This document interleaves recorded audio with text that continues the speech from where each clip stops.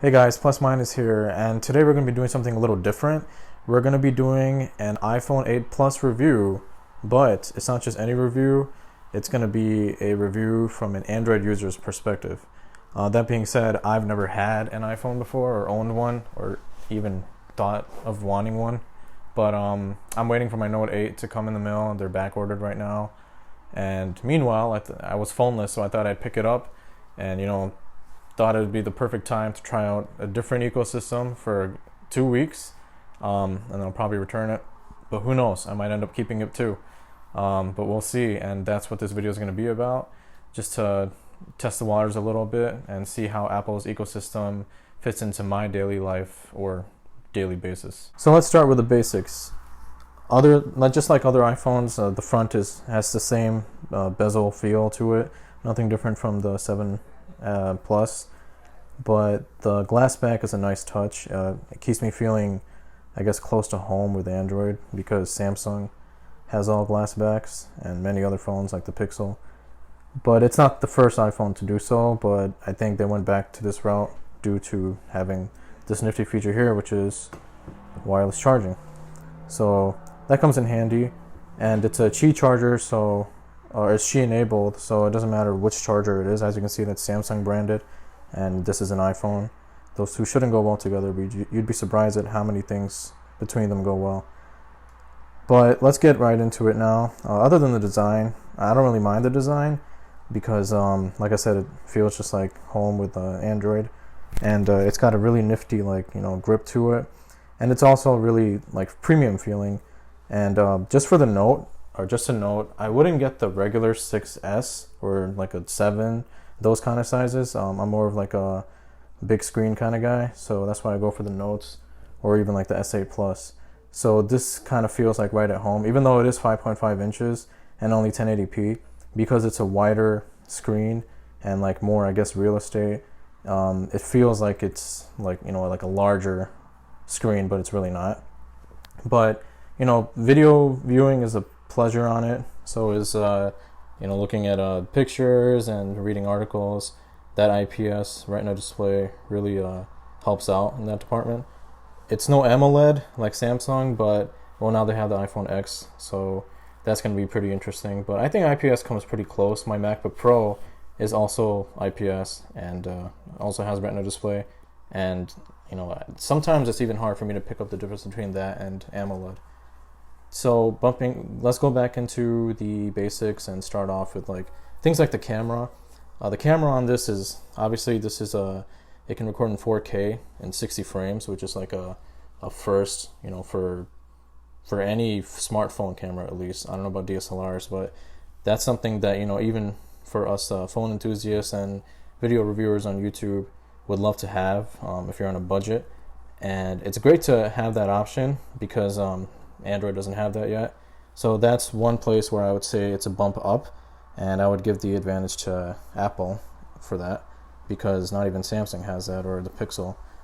But honestly, I would never go down to 1080p anymore unless I'm running out of space. But Apple also compresses their videos to make it, I think it's 400 megabytes per minute or something like that. So that's useful to have, because otherwise you'll be looking at like 10 gigabytes per 5 minutes, and that's just not something that is really handy, because you're running out of space really quick. And it also has the portrait mode, just like last year, so that's nothing. I mean, they added new not natural, but like different lighting modes, which are pretty cool to use, but I would stick with the natural one, just because it gives more of like a DSLR effect. And compared to the Galaxy Note 8s, which I've tried out, that one is it's great, but it doesn't always work. And you have to get it just right, and you have to be within a certain distance to keep it like in the bokeh effect mode.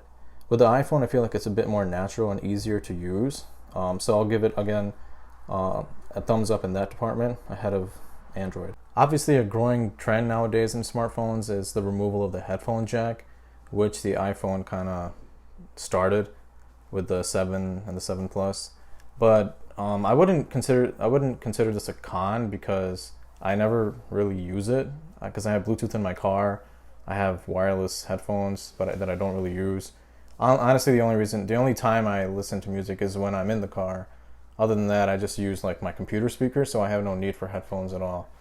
So for someone like me, that's not really a con, but I can see how it would be to, the vast majority of people, especially like people who are like, teenagers and such like that, who are into all that stuff, like riding the bus, or people who commute to school and stuff like that. But I don't do any of that, so it doesn't really bother me. So this is running the latest iOS, which is iOS 11. I think I just got the latest 0.0.2 update.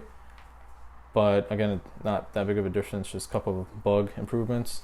But the reason I brought that up about the version is because it's really quick to get updates, which is something that a lot of Android users have complained about, specifically Samsung users, because you have to buy a brand new headset every time you want a new phone. So this one, you just pop into it, and you can tell you'll get it right away, no matter what phone you have, unless it's like an iPhone 5 or 5S. But obviously, I haven't had an iPhone ever, so I don't really have anything to compare this to, like older versions of iOS. But from what I've heard from like my friends and family, this one's supposedly has some bugs, but as far as the looks and feel of it, it's like supposed to be a smoother experience overall. But again, I don't have anything to compare it to other than Android, so I can't really say. But I can't complain. Other than that, let's see. They have a couple of things that I don't like about it are the notifications. Notifications will pop up at the top of your screen, and just like Android, and like intervene with whatever you're doing.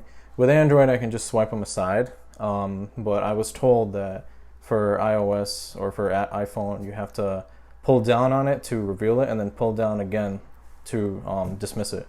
But a friend of mine told me that you can just swipe it up and it'll dismiss it as well. So that kind of solves my problem. So, but I think I still prefer Android because it's just there's more options for notifications, and like hiding content and not revealing them right away. I'm sure there's more ways to do it on iPhone, but I think just Android, just like out of the box, is just easier to set up as far as notifications go. So one thing I like about the iPhone is that it has that little peak effect, which Android kind of tries to mimic with like the Google Pixel. You can hold down an icon and it'll reveal like the notifications, and they also have those new notification dots with Android Oreo, which is a similar effect, but this one kind of it's an actual physical feature, like it's embedded into the display, under the display.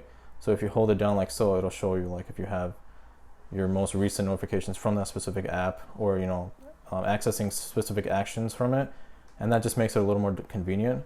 Android is a little more like, I think, is a two-step process compared to just this. You can just like hold it down like so, and it'll just do what you want it to. But with Android, you actually have to like open up the app like that, and then it'll show it instead of just popping in like that. Something that I definitely needed to get used to. It's not something that I adapted right away, but it's something that I would definitely use on a day-to-day basis. So I'm hoping Android implements that soon, because that's just another win for Apple. But let's start talking about things that I prefer completely over Apple from Android that I wish Apple would have. One of those things obviously would be the Quad HD display. Obviously, this is a great, beautiful 1080p display, but it's not Quad HD, and it doesn't really make a bit of difference, like that big of a difference. But when you see like little small text, it just looks more crisp on a 2K resolution. But I'm sure that'll change once the iPhone X, or the iPhone 10, comes out. So as far as this specific phone goes, though, coming from like my Note 8 or even S8 Plus, I can definitely see a less condensed display, I guess. But it's not a like a deal breaker or anything. And then obviously the bezels, like that's it's an older design, but again, some Android phones still do it, like the Pixel. The Pixel's bezels are pretty much the same as this, but actually the Pixel doesn't even have anything going on down here, so it's kind of a waste of a bezel. At least the iPhone has the home button, so it utilizes it more appropriately. But I'm sure, again, with the iPhone 10 coming out and its bezel-less display, I'm sure iPhone will follow that trend, even in its lower end tiered models. the year after, and then so on and so forth going forward. Another thing I love about the having an iPhone is the fingerprint scanner is really a breeze to use. You just hold down gently on it and it just unlocks your phone right away. That's really useful, especially when I know I shouldn't be doing it, but when I'm driving, to unlock it quickly for a quick glance. But with Android, especially with Samsung, most of the fingerprint scanners are placed inconveniently on the back, like near the camera lens or the flash or the heart rate sensor, and you can't really distinguish, like blindly just searching for it like this on the back of the phone. So it kind of, it's a little gritty, but there's alternatives, like the Note 8 has the iris scanner or the facial recognition, which again the iPhone 10 also does. So I don't know, maybe I'm just reviewing the wrong phone here, guys. But there's alternatives for both, for Android and Apple. Apple has an answer for everything that it doesn't have that Android does, and vice versa. But as far as the ecosystem goes, there's one great thing about Apple is that you can communicate all of your Apple devices together. So for instance, I have a MacBook Pro, and I can use my phone's messaging with it and see what messages I had on SMS if my phone's not near me, or I can, if I have an Apple Watch, which I do, but I can use that to unlock my phone or my MacBook Pro. I know you can do that with Samsung too, but it's not as close an ecosystem as it is with Apple.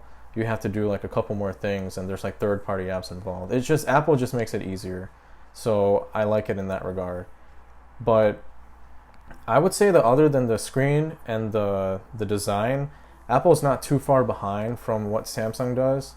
The only other thing I can think of is the mobile pay capabilities, because Samsung has Samsung Pay. Android Pay I'm not too crazy about, but it's similar to Apple Pay, but Samsung Pay is accepted more places because of the whole magnetic interface. So, which means that anywhere that has a magnetic strip where you can swipe your card, you can use Samsung Pay. Apple and Android Pay have to have that specific little pad on top of the terminals. So that's one place where Samsung shines in Samsung Pay, and I like that because I use it a lot and you earn points. Apple Pay is not quite there yet. But again, not a deal breaker, because it's not something that a phone should be recognized for, because a phone is not meant primarily to use as a payment device. It's more of like a interacting kind of social. Well, it's become a socially interactive device, but it really should just be for text and calls. But we're eons past that now. So the iPhone 8 Plus, is it worth the transition from Android? Well, I've been an Android user all my life. I never had an iPhone, and I can honestly say that this is a really close experience to what stock Android brings to the table, which is something like the Pixel or a Nexus, which I wouldn't go for. But it's a really good experience. It has all the bells and whistles that Android does. On top of that, I forgot, an honorable mention would be the beautiful stereo speaker, which combines the earpiece up top to the bottom grill down below. So you can hear how, it's like in your face. Literally. So that's one beautiful thing about this phone that I forgot to mention. And also battery life is pretty similar to something that you'd get like on an S8 Plus. But in the end, it's still an iPhone and it's not Android. But where we are right now, the two are really, really getting closer to each other, or becoming one another. And pretty soon they're going to cross that gap and switch sides pretty much. So until that happens, we have iOS and we have Android. But let me know what you guys think, and let us know below if you prefer Android, you prefer iPhone, or hell, even if you prefer Windows. And by the way, this is a nice little case I picked up on Amazon for about $12 for the iPhone 8 Plus. I like the whole black and red accents, so it's a really nifty case because you got a lot of grip on there, so it keeps your phone intact and it keeps it looking slim as well.